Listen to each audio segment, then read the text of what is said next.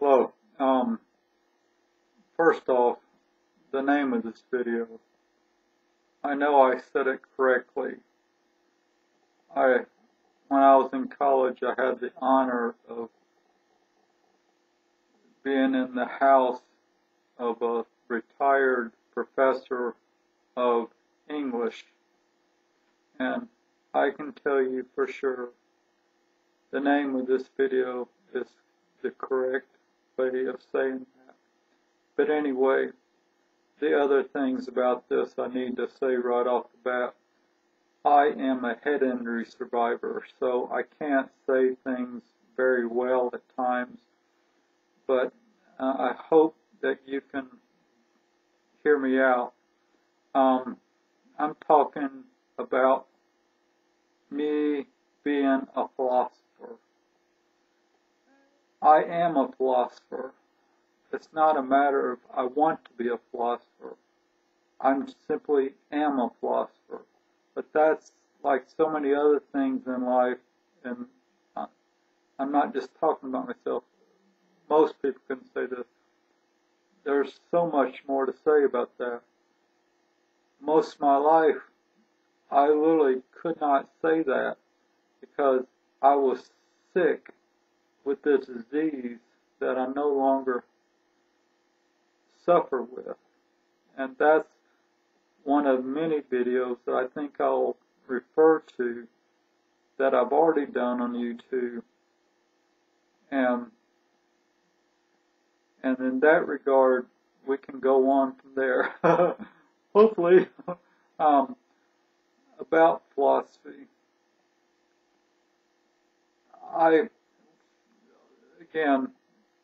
I believe in Jesus, but I don't call myself a Christian.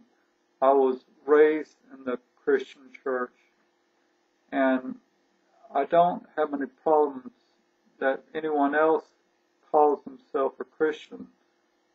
In fact, I don't care if one person calls him and themselves Muslims or Jews or Hindu. I don't think it matters. In fact, a good friend of mine said it best. He just prefers to call himself a human. And so with that, I think I'll do that too. My philosophy. I don't like to think of myself as a philosopher extraordinaire. Like I said, I can't say things very well at times. But anyway, I think it's a very simple thing in life. Just live. Because we can think about things until the cows come home. But living is for living. And what I think, what living is about, the essentials of life. The first one is water. Because without water, we simply won't be. The next one is sleep. Because without sleep, you might live a few days, but that's the best you can hope for. And after that, substance, some kind of something to eat. That's natural for our bodies to live, which means us too, because we can't do one without the other. And that's the next subject I want to talk about. And I wish I could say that's true in every case, but I know it's not. But I wish I could always say with everyone that love and sex is the same thing.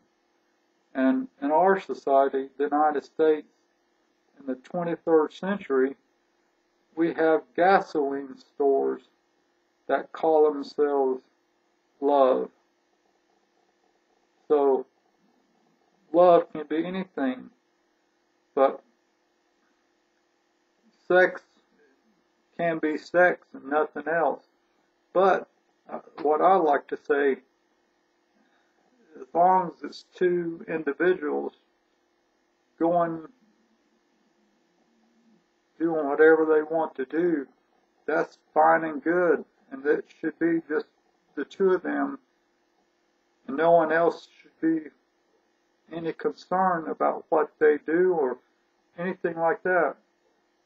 But when the third or more come in the picture, then that's a completely different thing to think about. That's called offspring or children, because every one of us that's our past as well. And without the sex, none of us would actually at all be here right now, right here. And so, without sex, nothing would be. And the next one is family or friends, because, and that's kind of also part of the fourth thing as well, because relationships are essential to make a person more whole in life. And I know both from my personal experience and people I've known throughout my life that it isn't easy. And that's just another reason why we all need to work together to get that right. Not in the bedroom, of course. I would sad to say that one. But anyway, we literally need each other.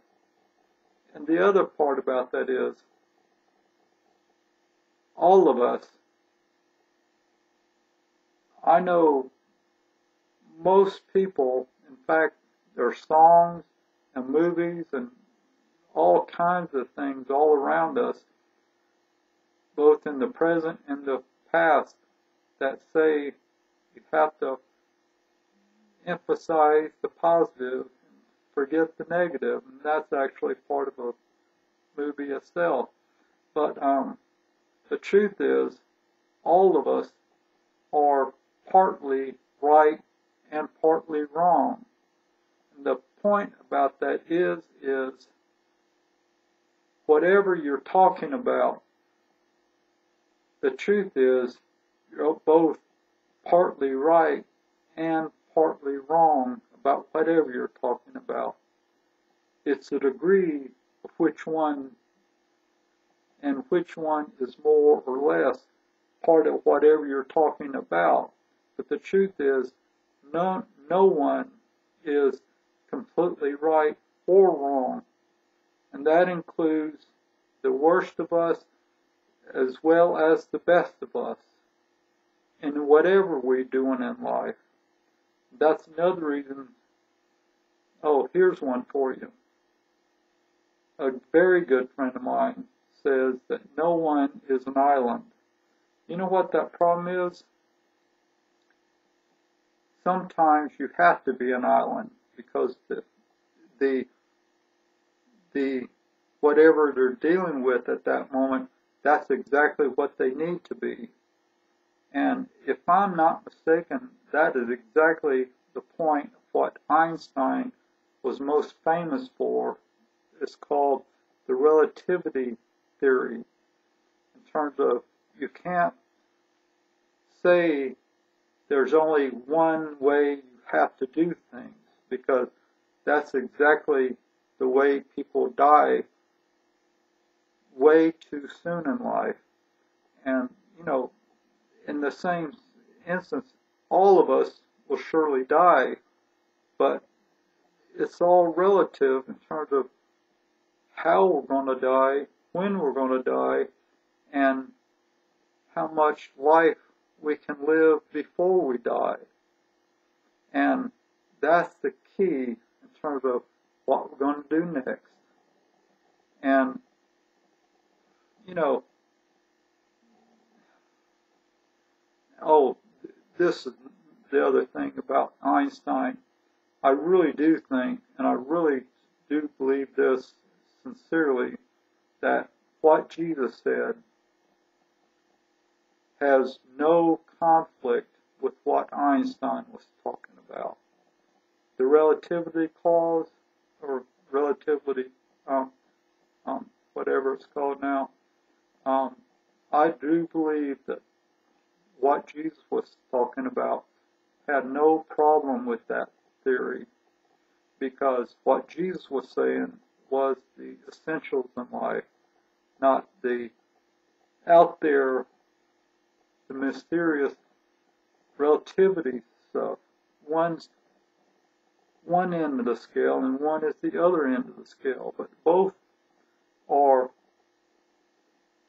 things that are part of our lives. That's a fact. That can't be disputed, although people are still disputing that. You know, like people are disputing whether Jesus was ever a real person. Like I've even said, I've heard that people wonder if Shakespeare really wrote all these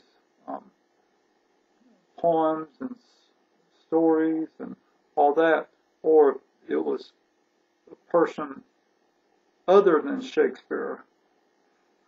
No, the fact is, someone sure did it, and who cares what his name was or her name? Because when you think about it, what we think of as real, I think is Pukashak. And yeah, I said it correctly, because I didn't want to say anything not appropriate for YouTube.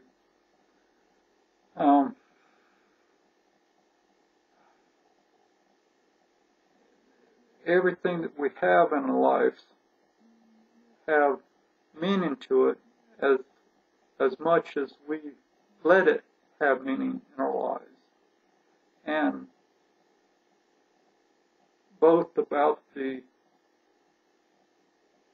essentials and the complexities.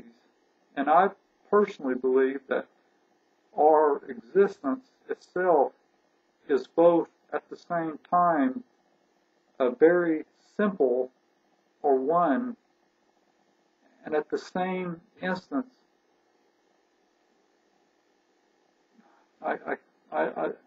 in that respect, you can't qualify what doesn't end. And yet they're both equally here at the same moment, the one and the unlimited. And yeah, that's philosophy for you. There's no end in sight, but yet there's only one. How's that for you? But anyway, like I said, my new reality with my head injury, I literally might be saying what I'm saying this way because of my head injury. And that's the reality that I live with. But whatever the reason, I'm okay with that, because whether I am or not, this is my life. But as far as philosophy goes, I've had, what I really like now about my life is I can remember things. And that's one thing I was never been able to do before I had a hand injury, because that's when I had this illness that I do no longer have. That ended when I started having my head injury, because that also is in another video that you have to see for yourself to understand what I'm not saying. But as far as myself goes,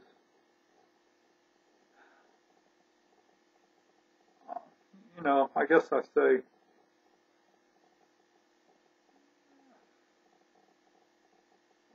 the idea and the reality, as far as I'm concerned, the one and the unlimited, Einstein and Jesus, they're both equally real and important. And Einstein was talking about the complexities of life, and Jesus was talking about the simple things of life, about things that every one of us can understand and be a part of. What Einstein was talking about, not everyone can understand, but everyone benefits by what he understood in his life. And so we can't do one without the other.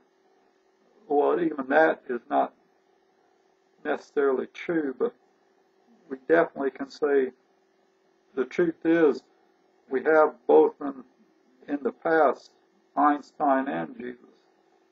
And so, in fact, another great philosopher who right now being nameless, he said, life is for living, not pondering. And so I hope you can live, because living is the way to go.